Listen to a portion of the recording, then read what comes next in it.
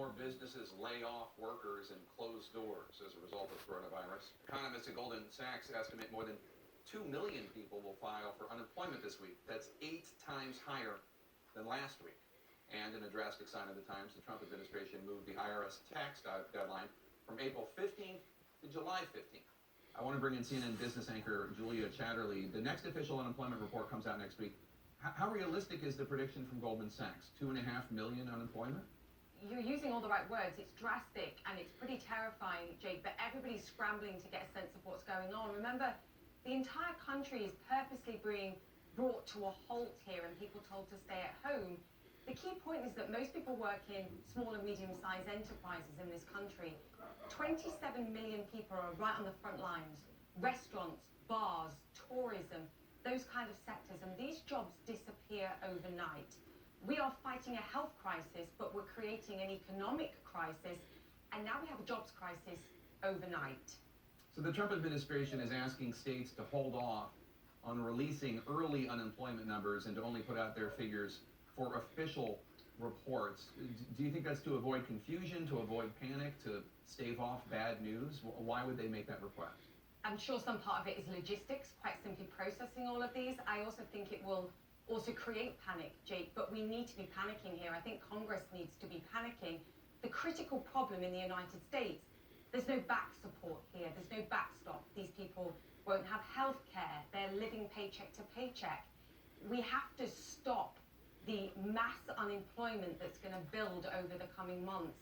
I don't know what to say, but it's the most vulnerable people at this stage that are going to get crushed very, very quickly. Another startling prediction from Goldman Sachs. Look at U.S. economic growth forecast from last week. Last week they predicted the first quarter it would be 0%, and then for the second quarter they predicted it would be -5%.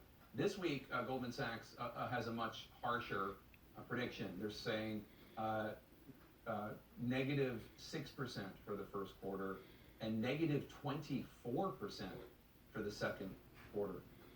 If the United States actually goes through a contraction, that -24% growth in the second quarter, what does that mean? What does that look like? We are looking at something that we've never seen before in record speed. Mass unemployment at this stage. I mean, these numbers are drastic, but businesses are grinding to a halt. You know, I look around the world at how other countries are responding to this because every country basically in the world is going through the same things. And Jake, they're cutting checks, they're writing blank checks. The UK said it would backstop 80% of salaries today. And this is the kind of spending and support that's required. Congress really need to understand that we need a 2 to 3 month economic financial hole fill. Otherwise, we're facing depression-style numbers here. Julia, you're our business anchor. What's the fix here? What does the U.S. need to do? What do the President Trump and Congress need to do? It's a great question. We need to protect people for the next 2 to 3 months. Like I say, we need to fill that financial gap. So people should not be worrying about paying utility bills, about paying mortgages. That's something that we've fixed. They only need to be spending money, I think, on food and healthcare. So in the same way that the economy is freezing here, we need to freeze people's outgoings. I know it sounds extreme, but look at states like New Hampshire. This governor gets it. He's doing that. We started to see today Governor Cuomo saying, look, no foreclosures for the next 90 days. We need this on a national scale, and you simply, as a government, have to throw money at it. I'm talking $4-5 trillion. Forget 2020, Jake, forget politics here.